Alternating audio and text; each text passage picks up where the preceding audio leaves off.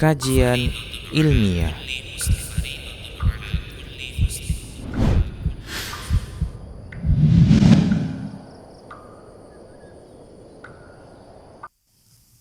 Bismillahirrahmanirrahim. Assalamualaikum warahmatullahi wabarakatuh. Alhamdulillahi waqtafa, wassalatu wassalamu ala nabiyil mustafa wa ala alihi wa ashabihi wa man iqtada, amma ba'du. Para ikhwah yang semoga dirahmati Allah Subhanahu wa taala. Alhamdulillah, ini kajian kita yang kedua melanjutkan tema yang disampaikan oleh Akhi Husnul tadi. Pembahasan yang lalu kita dalam membahas tujuan hidup manusia, yang mana Allah Subhanahu wa taala menciptakan kita bukan tujuannya main-main, bukan juga untuk tujuan makan dan minum, tapi tujuan utamanya untuk beribadah dan mengikhlaskan ibadah hanya kepada Allah Subhanahu wa taala. Lalu bagaimana gaya hidup seorang muslim agar dia tetap dalam syariat Allah Subhanahu wa taala? Para ikhwan, terkadang orang menganggap kaya itu tercela, berpenampilan yang bagus tercela. Sejatinya Allah Subhanahu wa taala itu indah dan mencintai keindahan. Maka tatkala seorang muslim berpenampilan yang bagus, selama tidak keluar dari aturan-aturan Allah Subhanahu wa taala dan Rasulnya, maka itu terpuji. Dan Allah mencintai jika athar pemberian Allah Subhanahu wa taala itu nampak dari diri seorang hamba. Hanya saja kita akan bacakan dua hadis yang ini semoga menjadi pelajaran besar untuk diri saya pribadi dan untuk kita semuanya.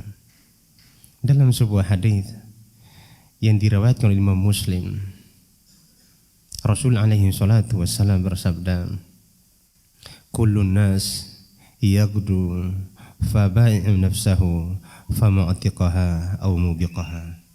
Rawahu Muslim. Setiap hari semua orang melanjutkan perjalanan hidupnya, melanjutkan gaya hidupnya. Setiap hari masing-masing punya kegiatan dan keluar mempertaruhkan diri mereka masing-masing. Maka tatkala mereka keluar, manusia terbagi dua pada saat itu. Yang pertama adalah famu'tiqaha dan yang kedua au mubiqaha. Yang pertama adalah orang membebaskan dirinya dan yang kedua orang yang mencelakakan dirinya. Kita sebagai seorang muslim berada di posisi yang mana sehingga kehidupan kita menjadi kehidupan yang selamat. Hadis yang kedua yang disabdakan oleh Rasul sallallahu alaihi wasallam. Rasul alaihi salatu wasallam mengatakan, "Innallaha la yanzuru ila suwarikum wala ila ajsamikum." Sungguh Allah tidak melihat pada bentuk rupa kalian. Allah juga tidak melihat pada bentuk jasad kalian. Walakin yanzuru ila qulubikum wa a'malikum. Akan tetapi Allah Subhanahu wa taala melihat kadar hati kalian dan juga kadar amalan kalian. Dua hal ini yang menjadi tolak ukur kehidupan seorang muslim. Melihat ada sebuah pembahasan Ibnu Qayyim al-Jauziyah rahimahullah taala. Ketika beliau membahas gaya hidup, terkadang orang mengikuti gaya hidup untuk mencari bahagia, agar dia bisa bersenang-senang. Makanya orang yang menghabiskan gaya hidupnya itu dua macam. Yang pertama, orang yang gaya hidupnya memang tetap dalam ketaatan kepada Allah Subhanahu wa taala meskipun dunia dia punya. Ada juga orang yang menghabiskan seluruh gaya hidupnya kepada hal-hal yang haram, maka dia binasa dan celaka. Al-Imam Ibnu Qayyim al-Jauziyah rahimahullahu taala dalam kitabnya Al-Wabilus Sayyib min Kalamit Thayyib membawakan sebuah ungkapan yang sangat bagus terkait dengan bagaimana agar seorang muslim itu sehari-harinya dia bahagia. Dan walaupun dia mengikuti gaya hidup tapi tidak menyelisih syariat Allah Subhanahu wa taala. Maka hidup yang paling penting adalah bagaimana kita mencontohi Rasul sallallahu alaihi wasallam dan para sahabatnya. Mereka hidup seperti apa? Makanya Umar bin Khattab pernah berkata, ingat tidak ada satupun di zaman Umar bin Khattab menguasai menguasai dalam khalifahnya dan kekhalifahannya hampir sepertiga dunia. Hampir sepertiga dunia beliau berkuasa dalam satu kepemimpinan. Beliau mengatakan seperti ini dalam ungkapan beliau yang sangat bagus. Inna qaumun a'azzanallahu bil Islam. Faman ibtaghal 'izzata bighairi Islam adzallahu Allah. Antum pegang baik-baik ini. Inilah pegangan para sahabat. Kenapa mereka menjadi mulia? Kenapa mereka menjadi kaum yang terangkat? Yang mana dahulu mereka dihinakan, mereka diejek-ejek. Tapi tatkala Allah Subhanahu wa taala buka pintu-pintu kemenangan dengan firman Allah Subhanahu wa taala, "Inna fatahna laka fathan mubina." Sesungguhnya kami akan membuat engkau akan menaklukkan sebuah penaklukan yang nyata, itu kota Makkah. Kemudian ayat yang selanjutnya, firman Allah yang lain, Allah mengatakan, "Idza jaa nasrullahi wal fath." Apabila telah datang pertolongan Allah Subhanahu wa taala dan penaklukan, itu penaklukan kota Makkah. Maka disinilah intinya. Ternyata gaya hidup para sahabat pada saat itu hanya satu. Ketundukan mereka kepada syariat Allah Subhanahu wa taala dan ketaatan mereka kepada Nabi sallallahu alaihi wasallam yang mengakibatkan Allah Subhanahu wa taala buka bagi mereka kemenangan-kemenangan yang begitu banyak. Sampai ada sebuah daerah yang diperangi oleh Abu Ubaidah bin Jarrah tanpa perang. Mereka langsung menyerah. Satu poinnya apa itu? Umar mengatakan, "Inna qaumun azzanallahu bil Islam." Sesungguhnya kami adalah satu kaum yang Allah Subhanahu wa taala muliakan dengan Islam. Faman ibtaghal 'izzata bighairi Islam adzallahu Allah. Barang siapa mencari kemuliaan selain dari Islam, maka Allah akan hinakan dia. Ingat ikhwan, kita tidak akan mulia dengan harta yang kita punya. Kita tidak akan mulia dengan kedudukan yang kita punya. Kita tidak akan mulia dengan jabatan yang kita punya. Tapi kita akan menjadi mulia jika kita dekat dengan Allah Subhanahu wa taala. Jika dia dekat dengan Allah, itulah orang yang mulia. Terkadang juga orang mengikuti gaya hidup. Seperti yang kita sebutkan, dia ingin mendapatkan bahagia. Maka anak akan bacakan pesan Ibnu Qayyim al-Jauziyah rahimahullahu ta'ala. Dan pesan ini sangat bagus. Beliau menyampaikan kepada kita, kamu itu kalau mau bahagia dengan gaya hidup yang kamu tempuh, yang kamu ikuti, sebenarnya itu semuanya salah kecuali pada 3 poros, 3 hal. 3 hal ini kalau kita pegang, maka hidup seorang akan bahagia. Yang pertama ikhwah, bersyukur ketika mendapatkan nikmat Allah Subhanahu wa taala. Dan yang kedua, seorang tidak pernah terlepas dari musibah dan ujian serta cobaan. Maka pun yang kedua, setelah dia mendapatkan nikmat, pasti dia akan mendapatkan ujian. Maka hendaklah dia bersabar tatkala ujian menyapanya. Dan yang ketiga, bertaubat ketika dia terjatuh ke dalam sebuah dosa. Inilah poros bahagia seorang muslim. Dan para sahabat kita subhanallah, dalam masalah dosa mereka sangat hati-hati sekali. Sehingga Abu Dzar Al-Ghifari dan juga sahabat yang lainnya, mereka mengatakan, innakum, sesungguhnya kalian melihat dosa itu seperti lalat yang hinggap di pelupuk mata kalian, fatafalu hakadha. Kemudian kalian menyingkapnya seperti ini. Adapun kami menganggap satu dosa kecil itu sesuatu yang membinasakan. Maka 3 hal yang harus kita ikuti gaya hidup agar kita betul-betul mendapatkan ridha Allah Subhanahu wa taala. Yang pertama apa tadi? Bersyukur ketika mendapatkan nikmat. Nikmat Allah itu sangat banyak. Nikmat pada badan kita ini banyak, luar biasa. Mata, kuping kita, kepala kita, kemudian jantung kita, kaki kita, sangat banyak. Belum lagi nikmat pada anak kita, nikmat juga pada istri kita, nikmat juga pada keluarga kita, nikmat juga pada harta dan kendaraan kita. Semua adalah nikmat yang Allah berikan. Maka hendaklah seorang muslim bersyukur kepada Allah Subhanahu wa taala kalau Allah berikan dia nikmat. Dan nikmat ini harus dia sandarkan hanya kepada Allah, bukan kepada dirinya. Makanya para ulama kita membahas apa bedanya Qarun dengan Nabi Sulaiman. Siapa yang bisa jawab, mana kasih hadiah. Ini Masya Allah ini. Ini yang kita bahas malam ya. Masya Allah. Buku yang sangat bagus ini disediakan oleh panitia. Apa bedanya Qarun dengan Nabi Sulaiman ya kawan? Anak akan kasih hadiah. Makin banyak. Akhirnya Masya Allah ini. Kita tinggal tunggu hadiah umroh aja dari para pengembang travel ini. Ya Bang Eka ya. Fadol. Apa bedanya Nabi Sulaiman dan Qarun?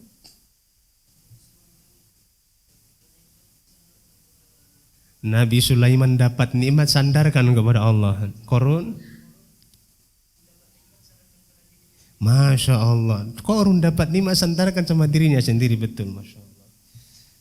Enggak lihat Google kan?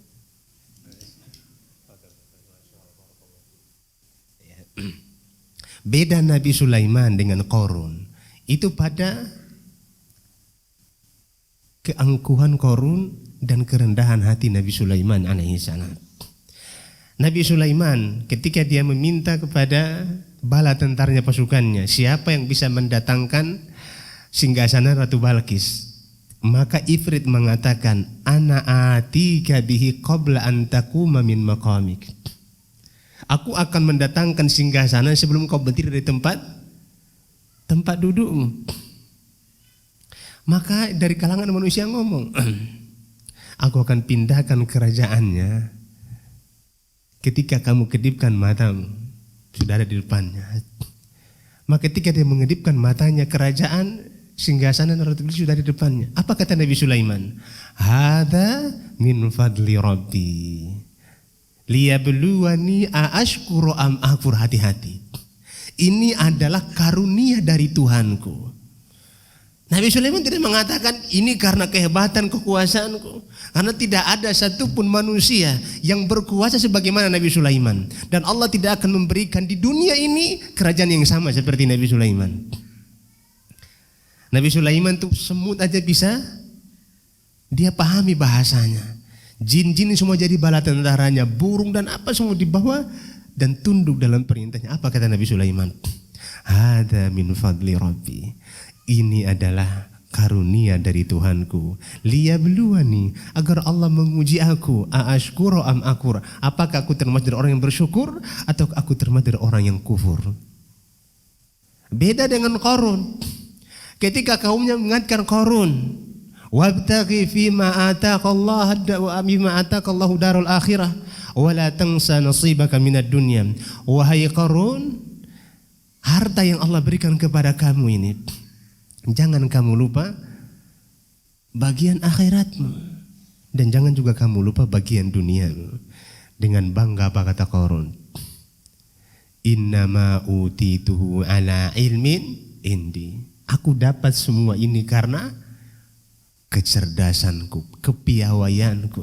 Lah, maka Allah benamkan dia, fakhasafna bihi wa bidarihil arda, maka kami benamkan dia bersama dengan seluruh hartanya. Dan Qarun saking kayanya, para ikhwan, itu gudang hartanya, bukan gudang stok barangnya, gudang duit, gudang harta. Itu kuncinya dipikul oleh 7 orang yang berbadan kekar. Duitnya, bukan gudang sembakonya. Saking kayanya Qarun. Itu yang pikul 7 orang yang berbadan besar. Kalau kita kemana-mana cuma bawa ATM. Qarun gak bisa taruh di ATM karena saking banyak fulus yang dia punya. Makanya kalau digali lubang di samping Masjid Muwahhidin ini, kemudian dapat emas 1 bongkaan, apa orang bilang? Harta karun. Harta karun. Padahal Qarun dibenamkan di mana? Di Mesir. Allah tenggelamkan dia di Mesir, hartanya sampai ke Medan. Artinya menggambarkan bahwa Qarun begitu kaya. Tapi karena dia kufur kepada Allah, Allah benamkan dia bersama hartanya. Beda dengan Nabi Sulaiman dengan kekuasaan yang begitu mewah, kekuasaan yang begitu kuat, singgasana yang beliau bangun itu sekaya Ratu Balkis saja nggak punya singgasana seperti itu. Ini Ratu Balkis ketika masuk, dia melihat air, dia kira air, maka dia angkat gaunnya, diangkat pakaiannya sehingga tersingkaplah betisnya. Maka apa kata Sulaiman, Nabi Sulaiman? Hadhihi sarhum mumaradun bil qawarir. Inilah singgasana yang terbuat dari kaca. Di bawahnya itu air, di atasnya kaca. Yang Ratu Balkis sendiri belum pernah lihat singgasana seindah itu. Antum pernah nengok? Luar biasa, saking kayanya Nabi Sulaiman. Tapi apa kata Nabi Sulaiman? Hadza min fadli Rabbi. Inilah karunia dari Tuhanku. Maka orang yang bahagia orang yang bersyukur kepada Allah Subhanahu wa taala. Tatkala dia mendapatkan nikmat dan bersyukur, ikhwan, tidak akan terpenuhi kecuali berdasarkan 5 prinsip. Orang dikatakan bersyukur, bukan hanya dia mengatakan alhamdulillah. Kemudian kita anggap dia bersyukurlah. Sampai dia mengaplikasikan 5 prinsip dalam masalah syukur. Karena nikmat yang begitu banyak Allah berikan kepada dia, hendaknya dia bersyukur kepada Allah Subhanahu wa taala. Belum masuk. Udah. Apa yang kami terlambat ya? Kita lanjut setelah Isya. Apa Bisa kita pulang? Lanjut, boleh lanjut? Boleh, Ustaz. Boleh. Tergantung Ustaz, Ustaz. Tanggung 5 lagi tadi, Ustaz. Baru Lanjut habis Isya, Ustaz. Kita lanjut ya. Boleh, Ustaz. Ana tanya, antum sudah sholat Isya belum? Ya. Sudah sholat Isya belum? Belum, Ustaz. Belum ya. Jadi di antara syariat, ini ana ingatkan kepada imam, mana imam kita? Imam kita enggak ada ya. Di antara syariat yang hampir terlupakan dari kita, itu menjamak salat ketika hujan. Jadi kalau hujan lebat turun, kita disyariatkan menjamak antara maghrib dan isya. Dan ini syariat yang hampir hilang. Ya, syariat yang hampir hilang dan harus kita kerjakan. Harus kita kerjakan. Jadi kalau hujan lebat turun, dianjurkan untuk menjamak 2 salat antara maghrib dan isya, tapi tidak dikosor. Tidak dikosor. 3, 4 di waktu maghrib. Wallahu ta'ala alam bisawab. Insyaallah kita lanjutkan sedikit setelah Isya. Barakallahu fikum. Wassalamualaikum warahmatullahi wabarakatuh. Assalamualaikum warahmatullahi wabarakatuh. Alhamdulillahi wahdah wassalatu wassalamu ala man la nabiyya ba'dah wa ala alihi wa ashabihi wa man iqtada. Amma ba'du. Tadi telah kita sampaikan bahwa di antara gaya hidup seorang muslim agar sesuai dengan syariat Allah Subhanahu wa taala, di antaranya adalah hendaklah dia banyak bersyukur terhadap nikmat yang Allah Subhanahu wa taala berikan kepadanya. Kemudian syukur tidak akan teraplikasikan kecuali terpenuhi 5 prinsip pokok. Ya, seorang dikatakan bersyukur jika dia mengaplikasikan 5 prinsip pokok syukur tersebut. Yang pertama, tunduk terhadap pemberi nikmat. Hendaklah dia tunduk terhadap yang memberikan nikmat kepadanya, yaitu Allah Subhanahu wa taala. Yang kedua, cinta kepada pemberi nikmat tersebut. Yang ketiga, mengakui adanya nikmat yang Allah Subhanahu wa taala berikan kepadanya. Yang keempat, memuji sang pemberi nikmat.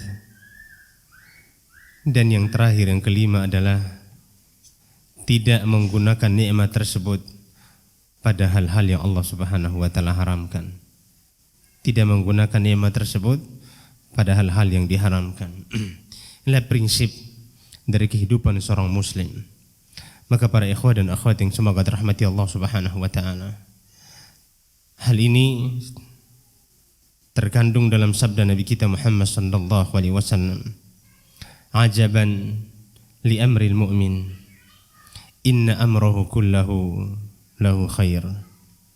Sungguh menakjubkan urusan seorang mukmin, sesungguhnya perkaranya semua baik. In asabat husarra'u syakar, apabila dia mendapatkan kebaikan, kenikmatan, maka dia bersyukur. Wa in asabat dharra'u sabar, dan apabila dia ditimpa musibah maka dia bersabar. Falaisa dzalika illa limu'minin. Hal tersebut tidak akan ada kecuali pada diri seorang mukmin. Maka seorang mukmin dari gaya hidupnya adalah dia selalu menyertai kesabaran terhadap nikmat yang Allah Subhanahu wa taala berikan kepadanya. Tidak hanya dia bersyukur terhadap nikmat, tapi dia juga bersabar terhadap musibah Allah berikan kepada dia. Dan agar dia mencapai hidup bahagia. Dan yang pertama adalah kita sebutkan bahwasannya prinsip dari syukur tidak akan teraplikasikan kecuali 5 hal. Yang pertama, tunduk terhadap perberi nikmat. Tatkala Allah Subhanahu wa taala memberi nikmat kepada seseorang, maka hendaklah dia harus mengikhlaskan segala ibadahnya hanya kepada Allah Subhanahu wa taala. Dia harus tunduk kepada Allah Subhanahu wa taala.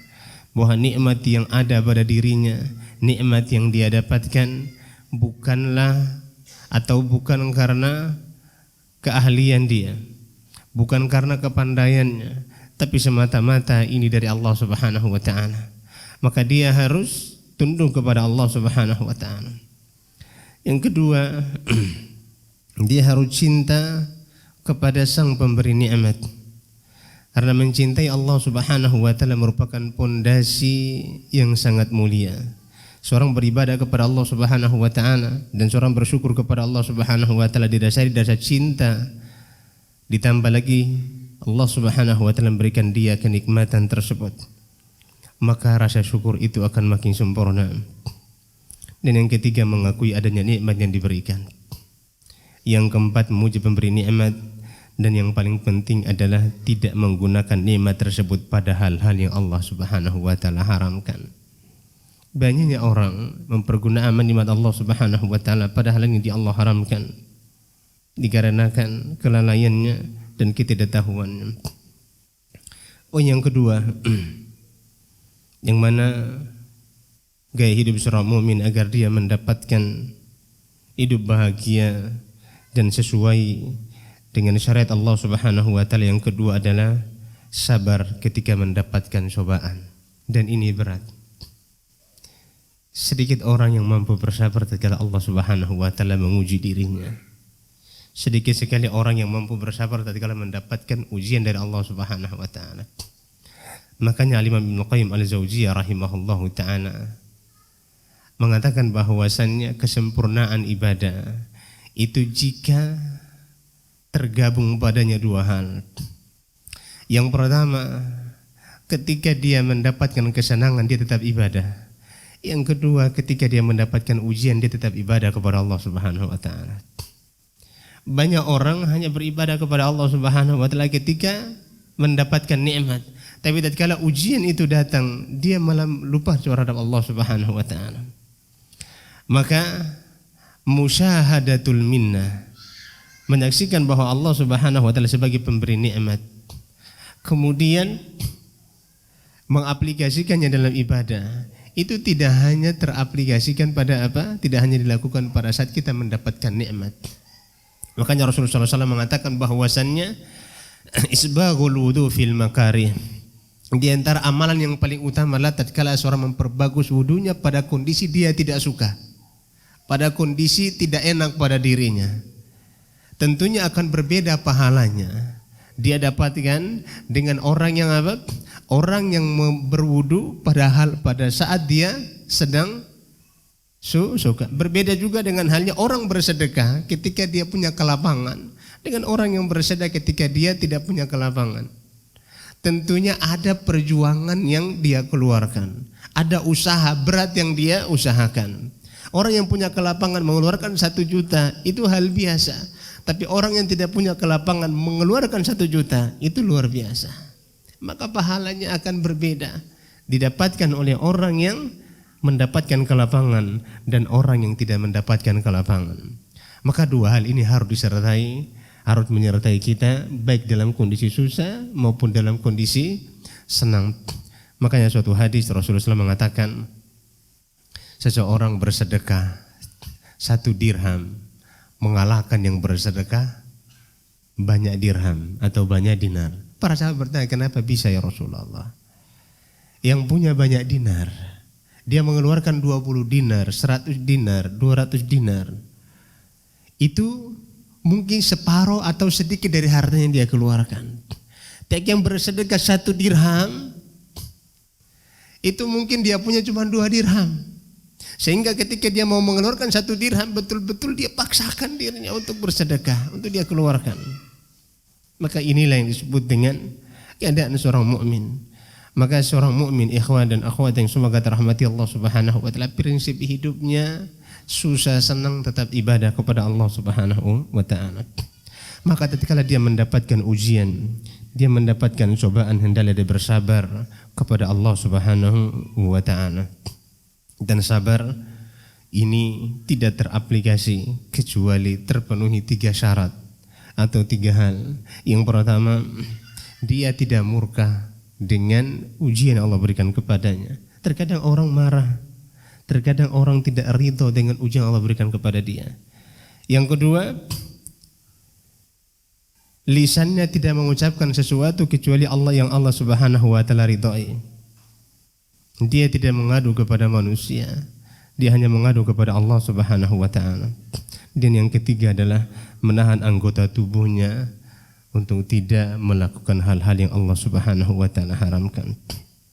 Dan yang paling terakhir adalah bertaubat ketika terjatuh dalam maksiat. Ini yang paling pokoknya.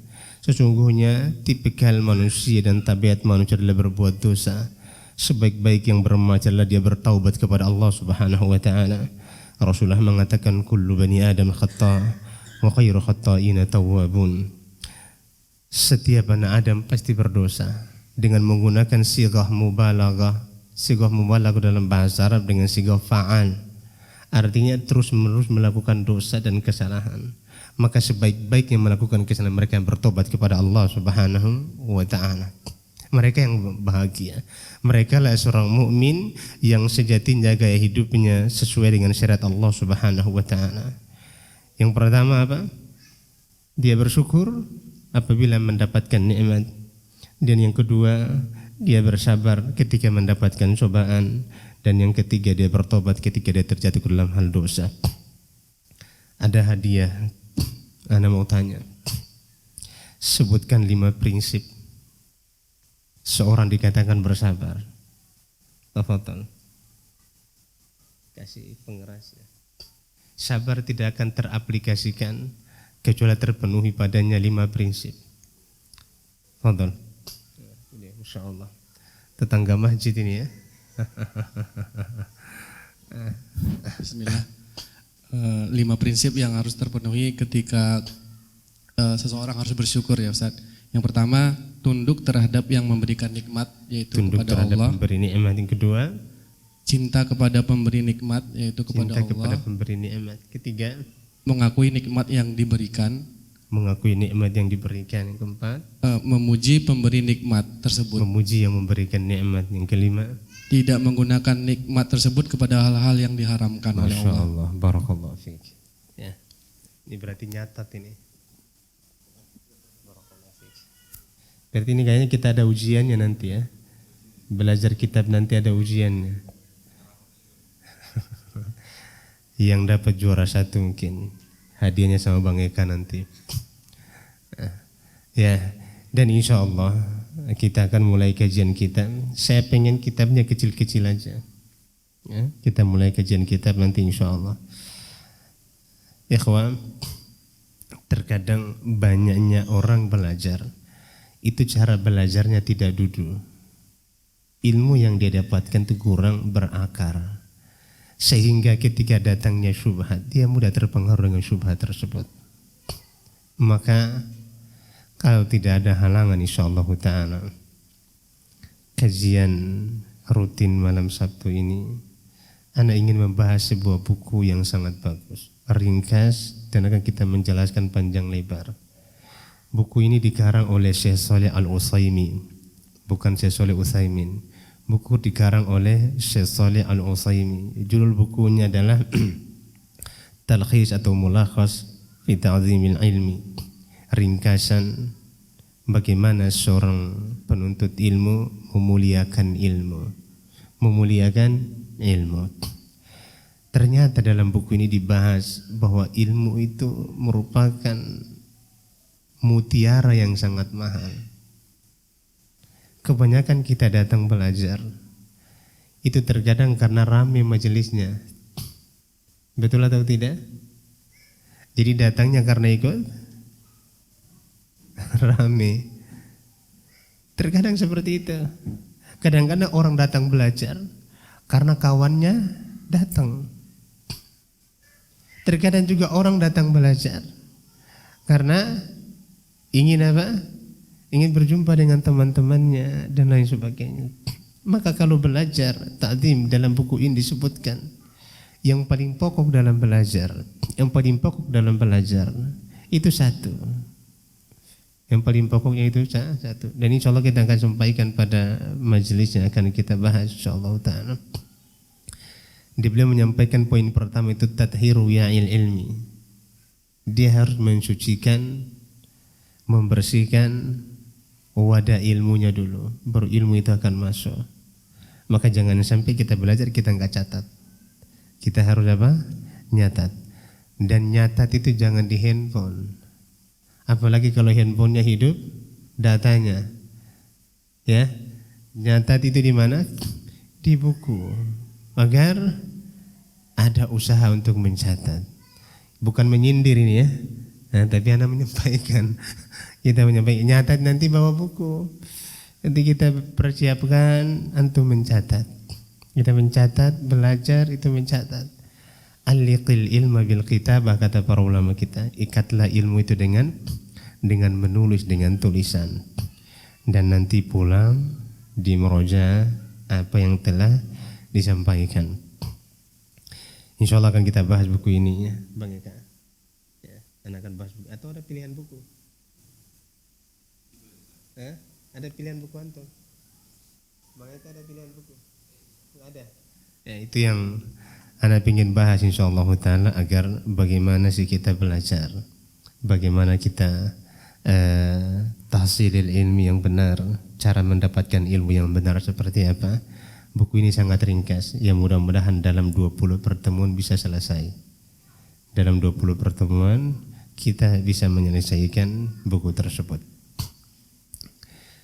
Ini yang bisa Ana sampaikan ke antum semuanya dan antuna. Mungkin ada pertanyaan? Ada tanya jawab? Atau mau kita dialog? Kalau ada tanya jawab, tanya jawab. Ya kalau ada yang mau bertanya silahkan. Ya berkaitan dengan tema kita. Tafadhal.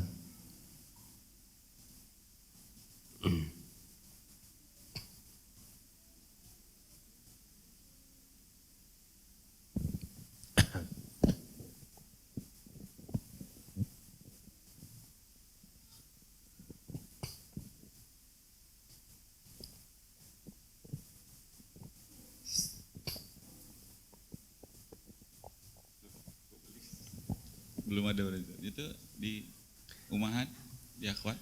Ini masih banyak hadiah. Yang bertanya kita kasih hadiah. Kasih aja mungkin. Fadhal. Oh, kalau ibu-ibu pakai apa aja? Tulisan aja, jangan pakai suara. Nah, jangan pakai. Beb, ada yang mau tanya, Beb? Oh, belum.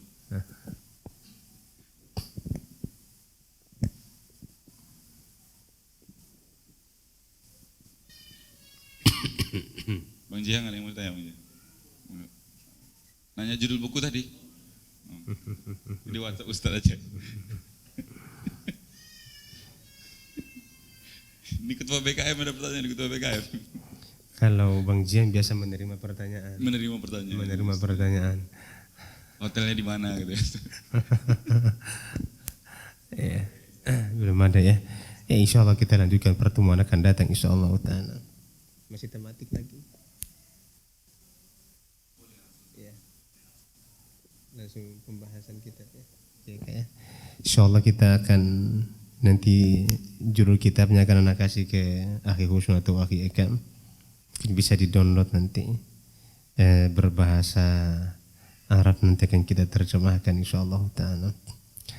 Mulakhas Ta'zimil Ilmi, ringkasan dalam memuliakan ilmu, karangan Syekh Al-Utsaimin rahimahullahu taala, hafizahullahu taala. Wallahu taala alam bisawab. Sekian yang bisa kami sampaikan, mudah-mudahan bermanfaat untuk kita semuanya.